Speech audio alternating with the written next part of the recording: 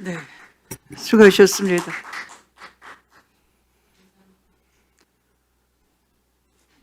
그러면 아까 김경호 변호사님께서 조금 더 추가 진술을 하시겠다고 하셔서 네, 부탁드리겠습니다. 네, 감사합니다. 네, 직위원 법관의 헌법 65조 1항 직무집행관의 헌법과 법률 위반 탄핵 사유, 합리적 의심 사유에 대해서 추가로 말씀드리겠습니다.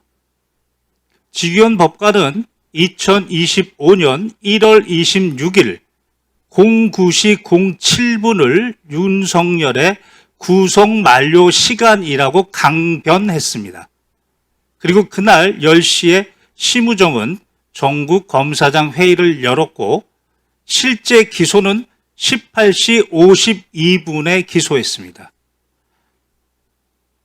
직위원 법관은 형사소송법 66조 1항에 따라 시간에 관계없이, 즉 날을 기준으로 하면 그날 1월 26일 날 기소했기 때문에 적법한 기소입니다.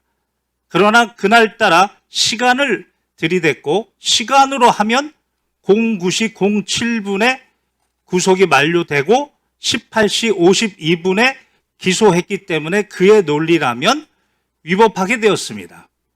여기는 두 가지 문제가 있습니다. 첫 번째는 오동훈 공수처장이 이야기한 것처럼 적법심사에는 구속만, 그 기간만 적용되는 것이 아닙니다. 체포와 구속 기간을 모두 산입하는 겁니다. 즉 체포 적부심사나 구속 적부심사를 위해서 기록이 법원에 있는 동안에는 그 시간을 빼야 됩니다. 그렇게 되면 그 시간을 구속 시간만 임의적으로 빼서 09시 07분이라고 했으나 체포 그 적부심사 시간까지 빼면 18시 52분에서 47분이 더해져야 됩니다. 다시 말해서 19시 39분이 구속 만료 기간입니다. 다시 말해서 오동훈 공수처장이 이야기한 것처럼 법을 왜곡했습니다. 가사 형식적으로 그 구속 기간이 만료되었다 하더라도 형사실무제요 형사 3편의 460쪽을 보면 수사기관은 재구속에 제한이 있지만 법원에는 재구속 제한이 없습니다. 따라서 그날 시간이 혹시 구속기간을 넘겼다 하더라도 증거인멸의 우려는 반드시 고려해야 되는데 직무를 유기한 혐의가 있습니다. 또한 대법원 헌법 109조와 법원조직법 57조에 따르면 재판은 공개가 원칙입니다. 국가안전보장, 공공질서, 그리고 선량한 풍속을 해하지 않는 한 공개돼야 됩니다. 비교가 되는 파면 사유가 박근혜 대통령입니다. 2016 헌나 1입니다. 행정부 수반으로서의 헌법수호 의무를 위반해서 국정농단으로 파면됐습니다. 이 경우에도 이 세 가지 사유에 해당하지 않는다고 해서 공개했습니다. 그러나 윤석열의 파면의 경우에는 2024 헌나 8입니다.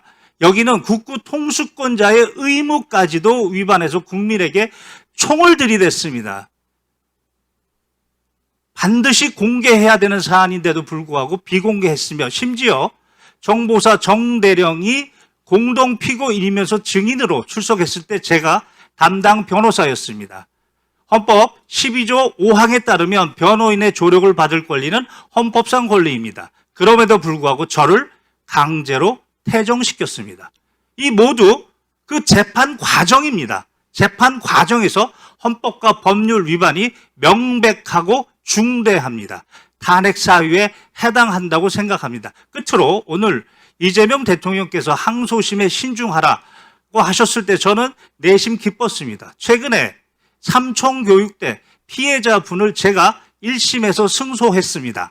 그런데 정성호 법무부는 항소를 했습니다. 항소 이유서를 봤더니 소멸시효 주장이었습니다. 그러나 소멸시효 주장은 이미 전원합의체 판결로 정리가 된 그런 부분이었습니다. 그래서 제가 정성호 법무부에도 진정을 넣었고 대통령실에도 진정을 넣었습니다. 저는 그 부분에 대한 화답이라고 생각합니다. 그럼에도 불구하고 오늘 국민의힘 의원들이 이 부분에 대해서 모함을 하고 있는 점에 대해서 매우 가슴 아프게 생각하고, 국민의 대표라면 사실에 근거해야 되고 그 사실은 확인을 한 다음에 이야기를 하는 것이 진정한 국민의 대표이지 않나, 끝으로 이 말씀을 드리겠습니다. 이상입니다.